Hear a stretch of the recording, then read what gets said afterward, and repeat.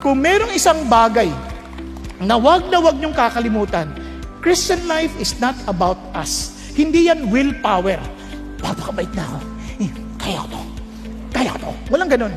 Ito, Lord, hindi ko to kaya. I submit to you. I totally offer myself to you. I surrender to you. Not me, but Christ in me. At sinasabi ko to sa inyo dahil sa tagal ko ng Christian, nakita ko na to ng maliwanag. Yung mga pagtatalo ng, sabi ng Lord, magpatawad ka. Hindi ko to kaya. Lord, hindi ko kaya, kaya I surrender.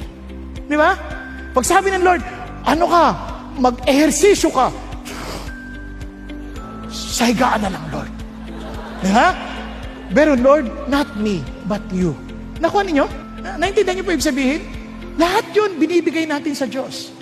Kaya, dito natin naintindihan, mag-ano ka, umattend ka ng D-group. Doon pala sa D-group, talo na eh. Ang traffic. Ang dami ko pang gagawin.